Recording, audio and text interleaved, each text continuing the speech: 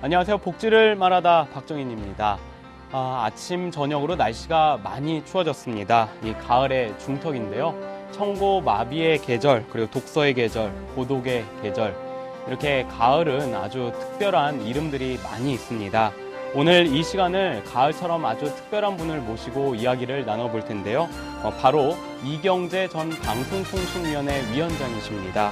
그동안 4선 국회의원을 지내셨고 또 방송통신위원회 위원장으로서 활동을 쭉 하셨습니다. 이제 앞으로 굉장히 많은 행보가 기대가 되는데요. 직접 만나 뵙고 장애인 복지 정책, 그다음에 문화 복지 등 많은 이야기를 함께 나눠보겠습니다. 지금부터 영상 먼저 함께 보시겠습니다. 신문기자, 국회의원, 그리고 방송통신위원장. 언론인 출신으로 입법부와 행정부를 두루 거친 이경재 전 방송통신위원장. 하지만 그중 기자 시절을 인생의 최고 순간으로 꼽는다는데 인생의 고난은 축복이다라는 신념으로 자부심을 갖고 임했던 일이기 때문이라고. 이경재 전 위원장은 장애인에게 더 많은 방송을 즐길 수 있게 해준 선구자이다. 임기가 끝난 지금 더욱더 활발하게 장애인들이 문화와 미디어를 즐길 수 있도록 뛰고 있는 이경재 전 위원장을 오늘 만나본다. 네, 화면 잘 봤습니다. 위원장님 안녕하십니까? 예, 안녕하세요. 네, 오늘 시청자 여러분께 인사말 좀 부탁드립니다. 예, 복지TV 시청자 여러분 안녕하세요. 오늘 복지를 말하다 프로그램에 출연해서 여러분을 만나게 뵙게 돼서 아주 기쁘고 영광스럽습니다. 저는 복지에 대해서 전문가라든가 뭐 정책 부서에 있었다든가 또 복지 사업을 했다든가 뭐 그런 것은 아니고요. 평소에 생활인으로서 복지, 특히 장애인에 대한 관심이 남달리 있어서 이 분야에 좀 만나봤던 사람 또 느낀 점 이런 것들에 대해서 그냥 평상시 마음으로 이 말씀드리겠습니다. 네, 감사합니다. 방송통신위원장으로서 올해 3월까지 활동을 하셨습니다. 제가 직접 취재를 하면서도 위원장님이 이렇게 장애인들과 만날 기회가 굉장히 많았던 것 같습니다. 근데 근래 어떻게 지내셨는지요? 예, 뭐 특별하게 큰 역할하는 건 없고요. 네. 과거 국회의원 시절부터 해왔던 품앗이 운동, 청소년들을 상대로 해서 6.25 전쟁 참여한 참전용사들에게 이 나라를 지켜주고 또 많은 지원을 해줘서 오늘날 우리나라가 있게 한 그런 것에 대한 감사하는 마음을 전하는 그리고 우리도 다른 나라를 돕고 다른 이웃을 돕는 그런 인성 교육을 하고 있습니다. 그래서 작년에 이어서 올해도 편지 쓰기를 잘한 학생들을 뽑아가지고 미국 또는 카나다 일대 또 필리핀까지 이렇게 돌면서 참전용사들을 만나면서 참 감사하다 그러니까 60년 만에 잊어버렸는데 한국은 이렇게 잊지 않고 찾아준 거에 대해서 너무나도 감동스럽다. 그래서 그게 큰 TV 방송도 나오고 아주 반응이 좋아요. 그래서 이걸 좀 확대해 볼까 하고 생각을 하고 있고요. 그다음에 순국 선열들이 사실은 많이 잊혀져 가고 있고 그분들에 대한 대우가 우리가 생각하는 거하고 전혀 다르게 완전히 버려져 있는 그런 부분이 있어서 순국 선열 기념사업회 문제로 제가 자문위원장을 맡아가지고 이번 11월 17일 순국 선열의 날 기념식을 아주 거국적으로 좀 하려고 준비하고 있고요. 그리고 장애인, 시각 장애인이었던 고 강영호 박사님의 기념사업회의 고문으로서 여러 가지 준비를 하고 있습니다. 네. 많은 활동을 진짜 하셨네요. 순국선열 관련된 행사, 편지 쓰기 행사, 정말 애국과 관련된 일을 그간 해오신 것 같은데 끝에 지금 고 강영호 박사님 굉장히 유명하신 분이시잖아요. 전 백악관의 차관보이시고 또 시각 장애인이시면서 우리 어떤 한국인의 모든 어떤 좋은 모습들을 보여주신 것 같은데 특별한 인연이 좀 있으신가요? 예, 2008년도에 제가 우리 새누리당 네네.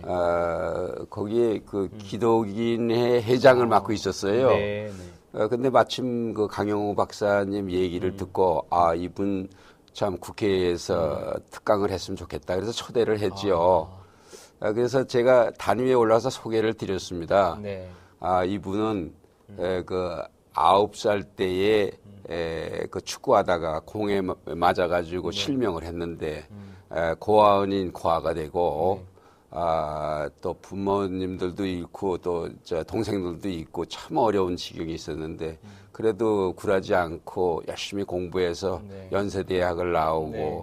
또 비치버그 대학에서 네. 철학박사학위도 네. 받고 이게 이제 나중에 유명해지셨지만은 아주 우리나라 사람으로서는 최초로 가장 높은 자리 네. 백악관의 복지 담당 네. 차관보를 지내셨고 그뿐 아니라 뭐 위인의 반열에 121명 중에 네, 한 그렇죠. 분으로 이렇게 올라가셨던 참 우리나라로서도 자랑스러운 분이거든요. 네. 근데 이분을 초대해서 그 성공담을 듣기 위해서 네. 장애인에도 불구하고 이렇게 훌륭하시게 하신 분이다 이렇게 소개를 네. 했더니 네. 그분이 올라오셔서 하시는 말씀이 이경재 의원이 나를 잘못 소개했습니다. 그래서 깜짝 놀랐죠. 네. 그랬더니 장애인이기 때문에 장애인에도 불구하고라고 하면 안 되고 장애인이기 때문에 이렇게 성공한 분이다 이렇게 소개를 해야 된다. 네. 그 말이 비슷하지만은 굉장히 다르죠. 그렇죠. 그러니까 장애는 하나의 장애가 아니고 하나님의 축복이다. 네.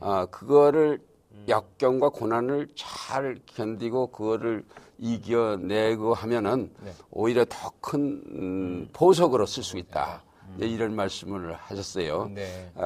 말하자면은 베토벤도 뭐 청각 장애인인데도 영혼의 그 음악을 창출할 수 있었고 존 밀턴은 그 실명하고 난 다음에 네. 신라곤이라는 그 부유의 명절을 남겼고 네, 네. 또 우리나라도 김기참 화백처럼 이 청각 장애인인데도 참 네. 아주 최고의 네. 명화를 남긴 그런 것들을 보면은 그 장애라는 거는 결코 장애가 아니고 네. 하나의 그거가 더 숭고한 사람을 만들고 예술을 만들고 세계에 기여할 수 있다. 이렇게 감명을 받았습니다. 네. 뭐 강영호 박사님을 국회에서 만남으로 인해서 그 이후에 굉장히 많은 걸 또 생각하시고 또 느끼신 것 같은데 이 장애인 문화 복지에 대한 얘기를 좀 해보겠습니다. 네. 뭐 국제장애인 문화교류협회에서도 지금 활동을 하고 계신 것 같은데요. 네, 어떤 또 활동을 하고 계신가요? 예, 거기 장애인 네. 문화교류협회의 네. 회장이 그 최공렬 장로님이신데 네, 네. 우리 그 조찬기도에 자주 나오세요. 네. 그래서 늘 거기에 뭐 특별한 직책이 있는 거 아니라 그냥 고문이다 이렇게 네, 말하지만은 거기서 행사할 때에 예. 제가 자주 같이 가서 네. 축사도 하고 이제 격려하는 차원. 그리고 한 번은 문화부에 네.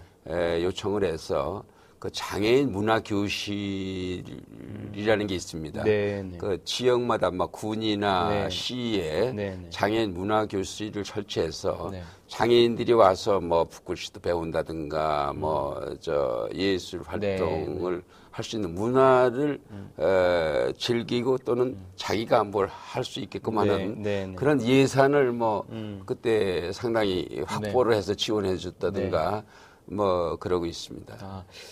지금 이제 뭐 가장 최근의 일을 얘기를 좀 들어봤습니다. 근데 조금 이제 과거 얘기로 좀 들어가 보겠습니다. 위원장님께서 이제 동아일보 기자를 시작으로 해서 정치부 기자, 그다음에 청와대 대변인도 하셨고요.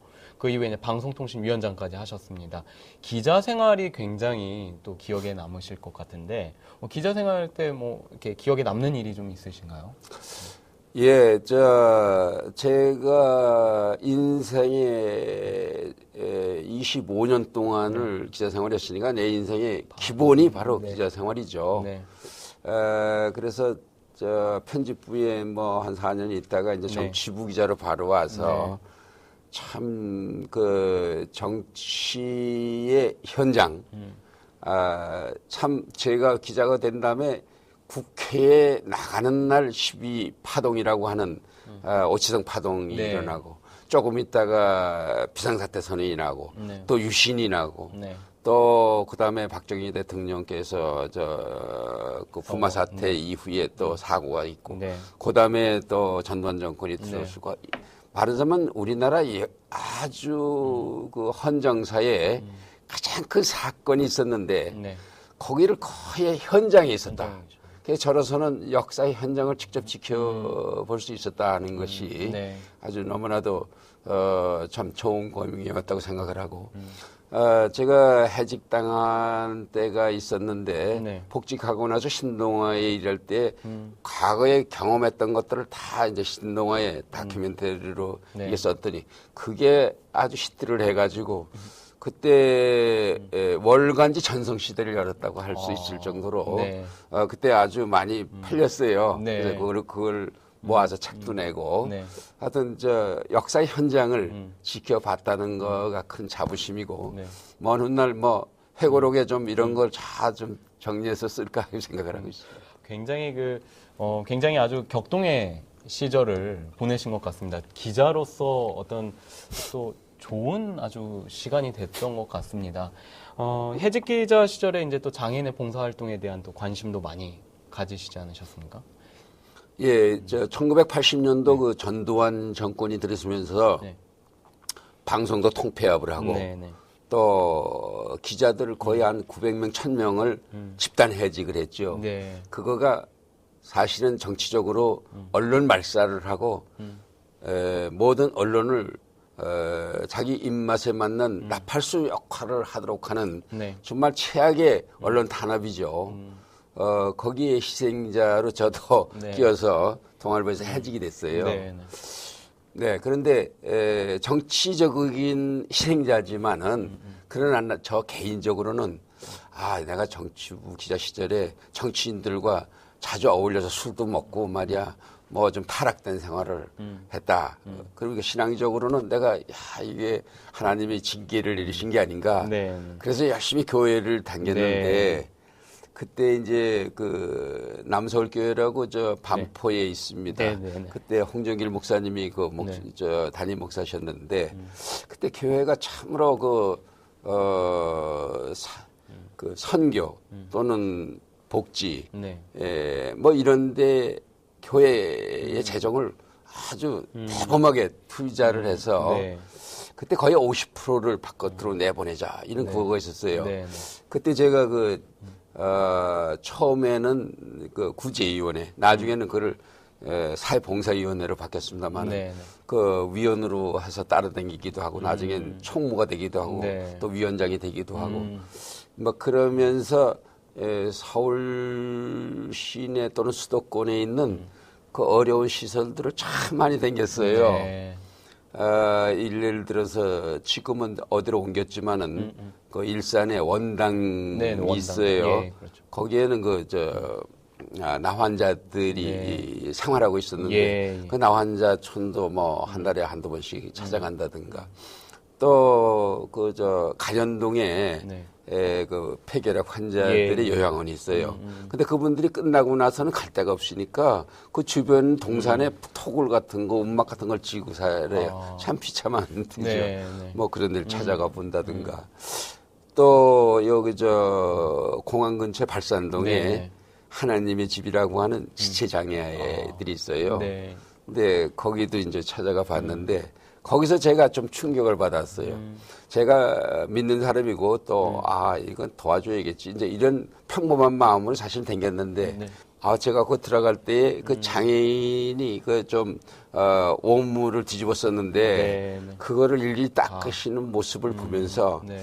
그때 나는 참 불만이 많았죠. 나는 왜 여기서 정말 직장에서 쫓겨났을까? 네. 그리고 좀 원망도 하고 그랬는데 네, 네. 그분을 보면서 인생이 확 바뀌어버려서 야, 이게 봉사하는 것이 얼마나 기쁨인가. 네. 이제 그런 데서 진짜 마음으로부터 그렇게 아. 즐겁게 하는 그 습관이 붙었습니다. 아주 그 신앙심을 통해서 이제 봉사하시면서 장애인들에 대한 어떤 그런 인식도 굉장히 많이 바뀌신 것 같고, 또 제가 놀라운 거는 그 오랜된 시절인데도 불구하고 그 얘기에 있어서의 그 어떤 장소를 다 기억하시는 거 보니까 아주 기억이 생생하신 것 같습니다. 너무 이제 과거 얘기로 갔고요. 다시 이제 뭐 최근 얘기로 하면 방송통신위원회 위원장으로 계실 때 저도 이제 그때 같이 거기 있었는데 한빛 맹학교에서 네. 이 장애인들을 이제 화면 해설 방송 수신기죠. 이거를 이제 제공하는 그런 것들을 이제 기증하러 가셨고, 또 직접 그 맹학교에서 학생들이 그 미디어를 어떻게 하는지 다 하시는 걸 보셨습니다. 특별히 위원장이실 때 재직 시절에 그 장애인들의 어떤 미디어 접근권에 대해서 더 이렇게 집중을 하셨던 이유가 뭡니까? 우리 장애인들께서 사실 즐거움이라고 하면은 아마 TV에서 네. 제일 많이 즐거움을 느끼고 네. 유익한 걸 하실 겁니다. 네. 그런데 장애인이기 때문에 또 시각장애인은 네. 볼 수가 없고 청각장애인은 들을 수도 없고 네, 네. 이제 그런 접근권이 상당히 제한되어 있기 때문에 네. 이분들에게 어떻게 하면은 그 미디어의 접근성을 확대할 것인가. 그래서 저 수신기 네. 그거를 보급을 하는 거를 확대하는데 뭐 제가 있어서 특별히 더 확대한 게보다도 전부터 그런 정책으로 있었죠. 추진돼 왔는데 네. 좀 저희 입장에서는 예산에 조금 더 많이 넣어가지고 지난번에 그 맹학교에 네. 이제 갖다 드렸던 거고 또 다른 데도 뭐 네, 많이, 그런 데도 네. 이제 왔다 갔다 했죠. 네. 근데 그 맹학교에 가서 제가 또 느낀 거는 네. 그 맹학교 저 학생들이 네. 미디어에 관해서 그렇게 관심이 있고 자기들도 만들어 보고 싶어 하는 네. 게 역력해요. 네. 그래서 드라마 네. 연습도 하고 있고 내레이션도 또 뭐 이렇게 저 스튜디오에 올라와서 뭐 TV에서 하는 거 네. 이런 거를 굉장히 열심히 하고 즐거워하는 걸 보았어요. 네. 그런데 저희 방송통신위원회 산하에 각 지역에 그 미디어 센터라는 게 네, 있어요. 그렇죠. 부산도 있고 네. 광주도 있고 이번에 또 몇 군데 서울도 네. 생기고 인천도 네. 생기고 이제 대전도 생기고 자꾸 확장을 해나갈 텐데 거기에 장애인들이 와서 그 미디어에 접근해서 자신들이 이제 만들어보고 출연해보기도 하고 네. 하는 네. 것을 하도록 해놨더니 거기 갈 때마다 장애인들이 많이 와서 그걸 하시더라고. 네. 네.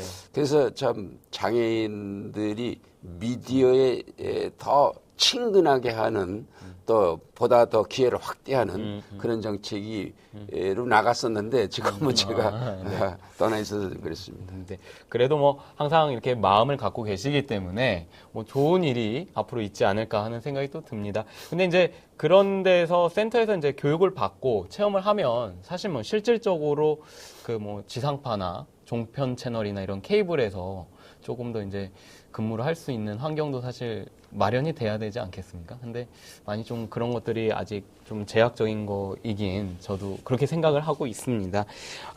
끝으로 뭐 이제 복지TV가 이제 공익 채널입니다. 나아가야 할 방향을 좀 전 방송통신위원장이시지만 좀 조언을 좀 부탁드리겠습니다. 예, 우선 복지 채널은 사실 케이블 TV는 네. 유료 방송입니다. 네. 그러니까 유료 방송은 민간 상업 방송이라고 할 수도 있는데 네.